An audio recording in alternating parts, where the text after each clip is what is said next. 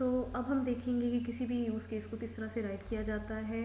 Use cases को हमने इस तरीके से स्टेप्स में राइट करना है कि वो ईजिली अंडरस्टैंडेबल हों, just like a story. Means यहाँ पे हम सीक्वेंस ऑफ स्टेप्स को इस तरीके से शो करेंगे जिनमें लॉजिकल ऑर्डर होना चाहिए ताकि हम उनको अंडरस्टैंडेबल बना सकें। मीन्स स्टेप अगर किसी भी टास्क को यूज़र परफॉर्म करेगा तो स्टेप नंबर 1 क्या होगा, स्टेप नंबर 2 क्या होगा, स्टेप नंबर 3 क्या होगा, till the completion of the task we have to write those steps in a way so that we can make them understandable. Kenworthy ने 1997 में as a guideline कुछ steps outline किए in order to write an effective use case. उनको हम one by one यहाँ पे detail में देखेंगे। सबसे पहले हम फोकस करेंगे स्टेप नंबर 1 पे। और स्टेप नंबर 1 क्या कह रहा है कि we have to identify who is going to use this system और द सॉफ्टवेयर और the website which we are going to build. यहाँ पे हमने लिस्ट डाउन करना है उन तमाम यूज़र्स को जो हमारे सॉफ्टवेयर के फंक्शंस को यूज़ करेंगे। हमने क्या करना है, हमने उनकी एक लिस्ट प्रिपेयर कर लेनी है।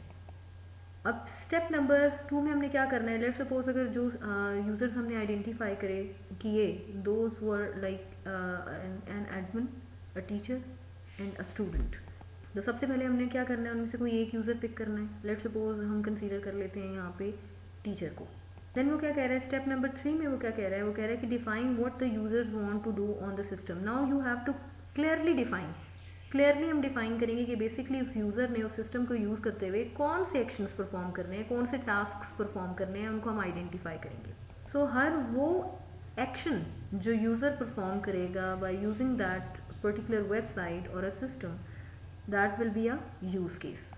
हर फंक्शन के लिए, हर फंक्शनल रिक्वायरमेंट के लिए, हर यूज़ केस के लिए हमने सिस्टम की नॉर्मल एग्जीक्यूशन को डिसाइड करना है कि बेसिकली अगर हम एक इवेंट को हम कंसीडर कर रहे हैं, हम किसी फंक्शन को कंसीडर कर रहे हैं और हमने उसको यूज़ केस की शक्ल में राइट करना है, तो बेसिकली वो स्टार्ट कैसे होगा और उसने एंड कब होना है, उनके दरमियान में कितने स्टेप्स हैं, उनको हमने वन बाय वन डिसाइड कर लेना है कि पहले यूज़र ने ये करना है, फिर ये एक्शन परफॉर्म करेगा, फिर सिस्टम इस तरह से बिहेव करेगा और स्टेप नंबर 4 में हमारा एक्शन, हमारा गोल अचीव हो जाएगा।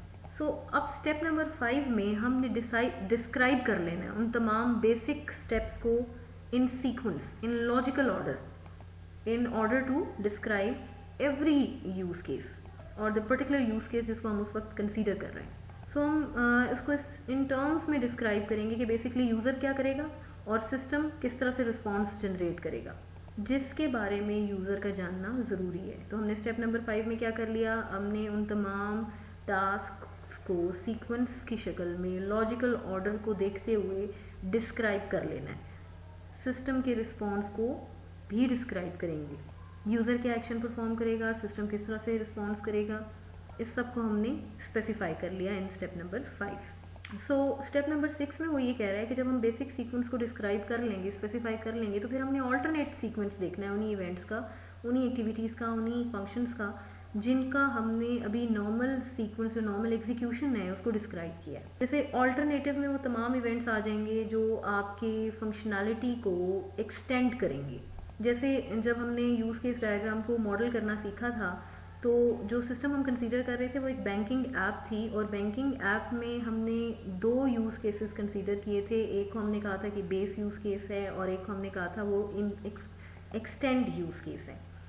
जैसे लेट सपोज यूज़र जब पासवर्ड एंटर करेगा तो एक्सटेंडेड फंक्शनैलिटी क्या होगी, एक्सटेंडेड फंक्शनैलिटी ये हो सकती है कि हाँ आपका सिस्टम जो है उस पासवर्ड को वेरीफाई करने के बाद ये आपको रिस्पॉन्स जनरेट करे कि जो पासवर्ड आपने एंटर किया दैट इज़ इनवैलिड, रॉन्ग है।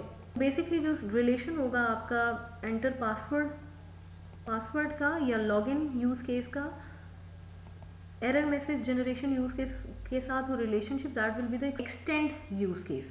मीन्स ये वो तमाम रिलेशनशिप्स होंगे, ये वो तमाम स्टेप्स होंगे जो बेसिकली आपके सिस्टम के ऑल्टरनेट जो सीक्वेंस ऑफ इवेंट्स हैं उनको डिस्क्राइब करने के लिए हम यहाँ पे शो करेंगे। तो हमने स्टेप नंबर 6 में क्या किया, स्टेप नंबर 6 में हमने तमाम ऑल्टरनेट सीक्वेंस ऑफ इवेंट्स को डिस्क्राइब कर लेना है बेसिकली उस यूज़ केस की फंक्शनैलिटी को एक्सटेंड करने के लिए।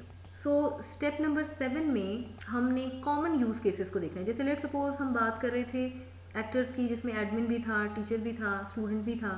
तो अब जिस पर्टिकुलर सिस्टम को हम कंसीडर कर रहे हैं, अगर उस सिस्टम में कोई कॉमन यूज़ केसेस हैं या कॉमन फंक्शनैलिटीज़ हैं जो तीनों ने परफॉर्म करनी है, लेट सपोज लॉगिन तीनों करेंगे, दैट इज़ द फंक्शन।